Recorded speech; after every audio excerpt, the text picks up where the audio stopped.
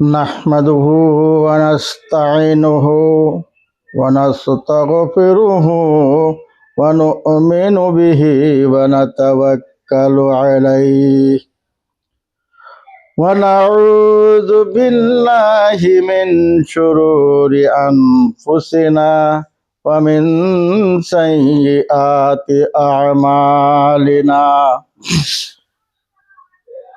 من يهده الله فلا مضل له ومن يضلله فلا هادي له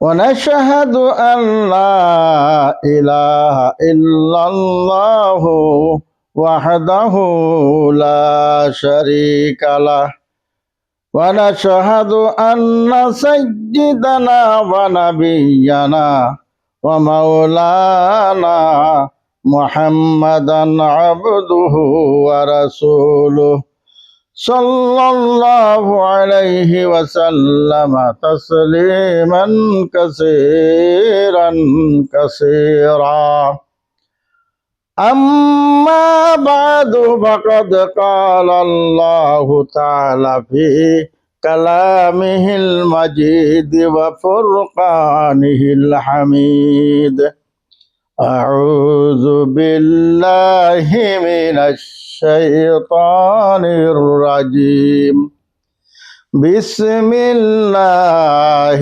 الرحمن الرحيم وقال الذين كفروا لا تسمعوا لهذا القرآن والغوا فيه لعلكم تغلبون إلى آخر الآية আল্লাহ পাক রব্বুল ইজ্জত বলেন, আল্লাহর নবী যখন সেই মক্কা নগরে ইসলাম প্রচার করার জন্য চবে চবে ইসলাম প্রচার করত, মানুষের ঘরে ঘরে গিয়ে ইসলামের দাওয়াত দিত, তখন মক্কার মুশরিকেরা ওরা আল্লাহর নবীর অত সুন্দর সুরের কোরআন তেলাওয়াত শুনতো, চুপে চাপে কোরআন তেলাওয়াত শুনতো এবং প্রকাশ্যে তারা আল্লাহর নবীর কাছে যাওয়া বাধা দিত। আবু জেহেল, আবু লাহাব, উতবা, শাইবা এরা যত রাষ্ট্র শক্তির মাতাব্বর ছিল, রাষ্ট্র শক্তির যারা লিডার ছিল, এই লিডাররা আল্লাহর নবী যখন তেলাওয়াত করতেন, রাত্রের বেলা যখন কোরআন শরীফ তেলাওয়াত করতেন, আল্লাহর নবীর সুরের সঙ্গে পৃথিবীর কোনো সুরের সম্পর্ক নাই। আল্লাহ পাক রব্বুল ইজ্জত আল্লাহর নবীকে এত সুন্দর সুর দিয়েছিলেন।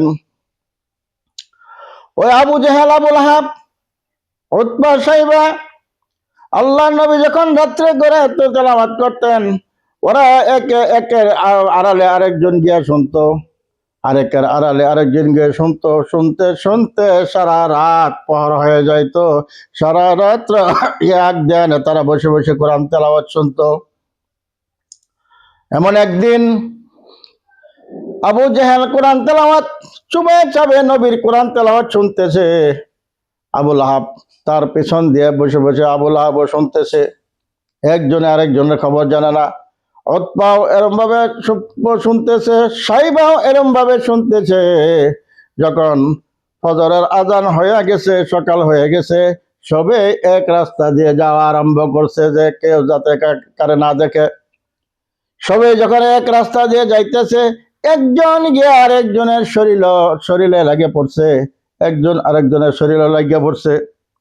তখন আবু জেহেল বলল, হে আবু লাহাব, তুমি কেন আসছো?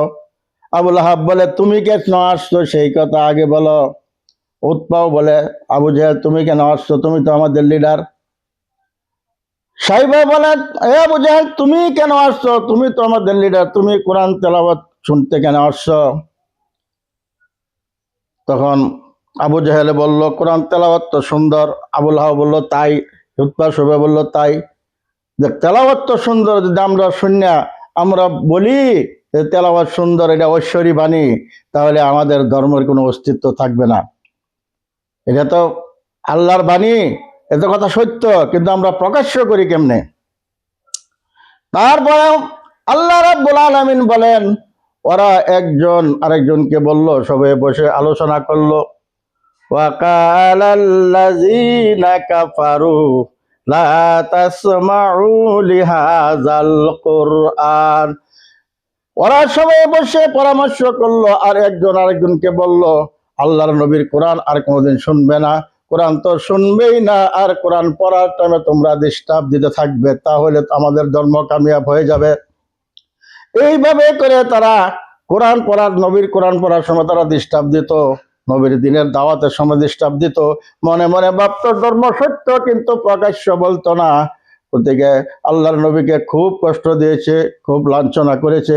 সেই জন্য আল্লাহ বলছেন, ওয়াকালাল্লাযীনা কাফারু, কাফিররা বলতো, তোমরা আর আজকে থেকে কোরআন তেলাওয়াত শুনো না, আর কোরআন তেলাওয়াত ডিস্টার্ব দাও, আর যদি এইগুলি কর্ম করতে পারো তাহলে তোমরা কামিয়াব হয়ে যাবে। মহতরম দোস্ত বুজুর্গ, আল্লাহর নবীর সঙ্গে কি পৃথিবীর কোনো মানুষের তুলনা চলে? এত সুন্দর সুর, এত সুন্দর চেহারা ছিল,